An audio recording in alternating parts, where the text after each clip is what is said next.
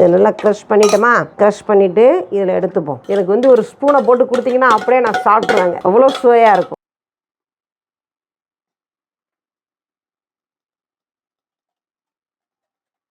இதை வந்து இப்படி இந்த வடிகட்டியில் போட்டு நம்ம வந்து வடிகட்டிப்போம். இதை நான் இப்போ உங்களுக்கு ஃபுல்லாக வடிகட்டிட்டு நான் வந்து உங்களுக்கு காட்டுறேன். இப்போ இது எல்லாத்தையுமே இங்கே பாருங்கள், அப்படியே வந்து எப்படி விழுகுது பாருங்கள், அப்படியே விழுகுது பாருங்கள். இங்கே பாருங்கள், அப்படியே இதில் எந்த இதுவுமே இல்லாமல் சூப்பர் எப்படி வந்துருச்சு பார்த்தீங்களா? இதை வந்து நம்ம இதே மாதிரி இப்போ எல்லாத்தையும் நான் வடிகட்டிட்டு உங்களுக்கு அடுத்தது காட்டுறேன். இங்கே பாருங்கள், நம்ம வந்து இதை நல்லா வந்து ஜூஸ் பண்ணிட்டோம். இதில் வந்து இன்னும் வந்து நம்ம வந்து ஒரு 1/2 லிட்டர் ஐஸ் வாட்டரை ஊற்றிடலாம். 1/2 லிட்டர் ஐஸ் வாட்டர் ஊற்றிப்போம். ஊற்றிட்டுமா?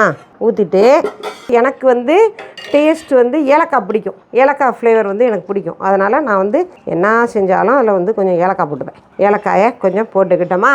அடுத்தது மன்னார்குடியிலேருந்து தஞ்சாவூர் போகிற வழியில் நெய்வாசல், வடுவூருக்கு அடுத்த ஸ்டாப்பிங் நெய்வாசலில் வேல் இயற்கை அங்காடி அப்படின்னு பிரபாகர்னு ஒரு பையன் வச்சுருக்காரு.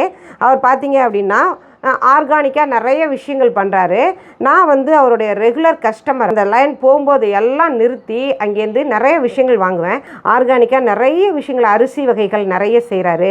அவர் மதிப்பு கூட்டல் பண்ணி நிறைய விஷயங்கள் பண்ணுறாரு. நான் ரொம்ப அடிக்கடி வாங்குகிற விஷயம் என்னன்னு பார்த்தீங்கன்னா அந்த வெல்லம். இங்கே பாருங்கள், வெல்லம் வந்து இப்படி நசுங்கணும். இதுதான், இதை கொஞ்சம் நேரம் போட்டு நசுக்கிட்டே இருந்தோம்னா அப்படியே இலகிடும். இதுதான் வந்து ஒரிஜினல் வெல்லத்தினுடைய தன்மை.